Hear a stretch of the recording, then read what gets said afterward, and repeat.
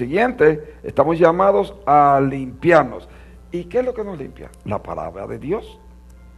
Siendo, dice la Biblia en Efesios capítulo 5, en el versículo 23, que somos limpiados por el lavamiento del agua de la palabra.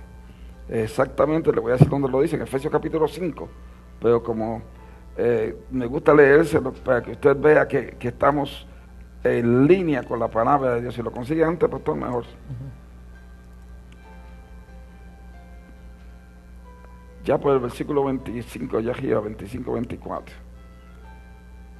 Es interesantísimo todo lo que estamos compartiendo.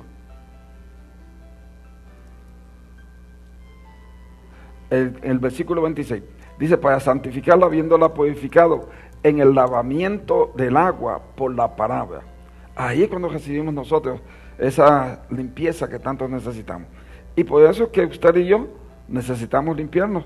Lo voy a hacer con toda sinceridad todos los días.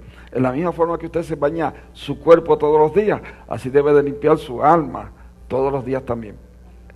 Allá se baña con agua, ahora se baña por el agua de la palabra, limpiado, lavado, en el nombre de Jesús el Señor. Pastor.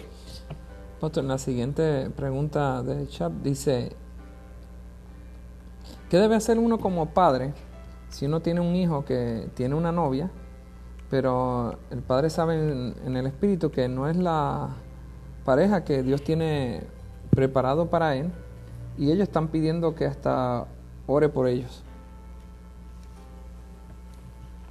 Eso es lo que debe hacer, orar. Orar y volver a orar y volver a orar y continuar orando todo el tiempo. ¿Por qué? Porque si usted espiritualmente sabe que esa persona no es la ayuda idónea, la compañía idónea, vamos a decirlo así, la futura esposa idónea, oponiéndose a esa relación y trayéndole corrección, disciplina, porque está con esa muchacha, es un muchacho, ahora dijo, porque está con esa muchacha, lo que va a hacer es que lo va a acercar más. Observe conmigo, todo esto es espiritual, y lo que estamos llamados a hacer es a interceder, declarar la palabra, para que los ojos de ese joven sean abiertos y se percate de lo que usted está viendo en el mundo espiritual. Pero si por el contrario usted se pone a estar en una contienda, en una pelea, en una lucha con ese joven, lo que va a hacer es que cada día se va a acercar más a esa muchacha. Y es lo opuesto, y es lo mismo si fuese del sexo opuesto. Hay que dejarlos tranquilos y continuar intercediendo, declarando la palabra. ¿Qué palabra puede declarar? Yo establezco un vallado de espinos alrededor de mi hijo. Yo declaro en el nombre de Jesús un cerco de ángeles para que la serpiente no pueda entrar.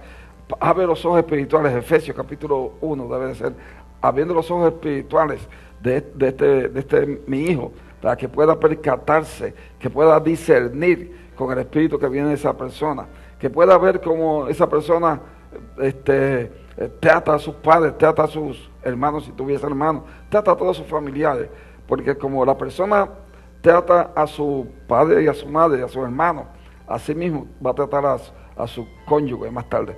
Por eso lo mejor es que vea realmente en el mundo espiritual qué está aconteciendo, y eso se logra por medio de la oración. Por eso le dije que ore, que vuelva a orar, que vuelva a orar, y obviamente demuéstrele que ama a ese hijo suyo. Yo sé que usted le ama porque usted es su papá, pero demuéstrele que le ama. Eso le va a ayudar mucho para que su identidad se fortalezca y sepa mucho mejor qué es lo que le conviene. Amén. Pastor, en la siguiente pregunta dice: ¿qué puede hacer unos padres que están viviendo en uno de sus hijos, varones, están viendo que hay manerismo? Es uno de los niños, es un niño de 8 años de edad. Sí, en ese caso, eso es muy delicado. Eso vamos a estar hablando el próximo miércoles. No de este caso en específico, sino vamos a estar hablando de homosexualismo. Y con toda seguridad vamos a tocar este tipo de comportamiento. Pero, una vez más, lo que estamos llamados es a orar y continuar hablando con el niño para poder investigar si ha tenido algún tipo de experiencia dañina, de experiencia de mal uso o de abuso. Porque estas cosas ocurren y en la medida que se pueda discernir, se le puede ministrar para que a temprana edad se pueda salir de esos manerismos y actuar como es un varón, ¿verdad? Obviamente, un nene de 8 años. Y actuar entonces a la altura de lo que Dios ha determinado que es. Pero si no lo deje así por nada del mundo, esto es todo espiritual. Yo estaba viendo que el homosexual se hace, no nace homosexual. Se nace hombre o se nace mujer. Y luego, en la medida que va moviéndose en el mundo, que va adquiriendo experiencia, puede que haya una contaminación. Y ese niño pues no pueda determinar su identidad perfectamente bien. Pues ha sido porque ha habido alguien que le ha tocado, le ha usado, le ha mal usado. Y eso le ha afectado a ese niño.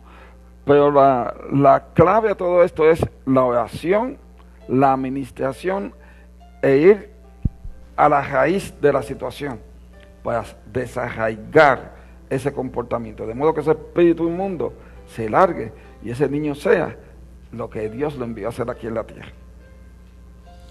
En la siguiente pregunta, apóstol, dice: el soñar con una mujer diferente a su esposa, ¿es adulterar? Los sueños, vamos a ir a la raíz, ¿ves? Porque no me doy la píldora jamás, porque el Espíritu Santo sabe un poquito más de eso. Los sueños tienen una razón de ser. Los sueños no vienen por casualidad. Las personas dicen, yo no estaba pensando en nada de eso y de momento viene este sueño. Sí, pero en un momento dado sí estaba pensando. Sí, pero probablemente antes de acostarse a dormir hubo algunos pensamientos o hubo alguna película, hubo algún acontecimiento que justo antes de irse a dormir o quizás unos días antes tuvo un tipo de pensamiento, un tipo de actitud, un tipo de acción en la cual pues vino ese tipo de situación y pues le vienen sueños después. Hay que entender que hay sueños divinos y hay sueños demoníacos también.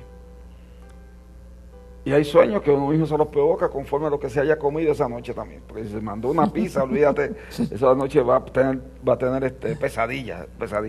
Pero si yendo a la realidad de los sueños son provocados por lo que la persona, de acuerdo a lo que la persona se ha expuesto justo antes de irse a dormir, o algo que le ha impactado en un momento dado, que se ha quedado en su conciencia, y cuando está durmiendo, que realmente no hay mucho control, ahí se manifiesta también. Por eso es que hay sueños demoníacos, porque no hay mucho control, y ahí vienen esos sueños. Pero la verdad es que no es por casualidad que se sueñan algunas cosas. Apóstol, en la siguiente pregunta dice: ¿por qué muchos pastores y evangelistas utilizan el libro de Apocalipsis como un libro de miedo y no de consolación? ¿Por qué? Yo no lo sé, pero sí yo le puedo decir lo que es el libro de Apocalipsis. El libro de Apocalipsis, si usted va justo al principio del libro, esto es algo precioso, por eso me tocó inmediatamente. Porque fíjese lo que dice, por favor hermano, fíjese si es tan amable, el señalamiento que hace el apóstol del amor, el apóstol Juan, con relación al libro de Apocalipsis. Para que usted vea que es todo lo opuesto a lo que algunas personas dicen. Dice, la revelación, Apocalipsis capítulo 1, en el versículo 1. La revelación de Jesucristo, que Dios le dio para manifestar a sus siervos las cosas que deben suceder pronto. Y la declaró enviándola por medio de su ángel a su siervo Juan, que ha dado testimonio de la palabra de Dios y del testimonio de Jesucristo y de todas las cosas, escúcheme, que ha visto. Pero observe este tercer versículo. Bienaventurado el que lee y los que oyen la palabra de esta profecía y guardan las cosas en ella escritas, porque el tiempo está cerca. Este libro de Apocalipsis no es un libro para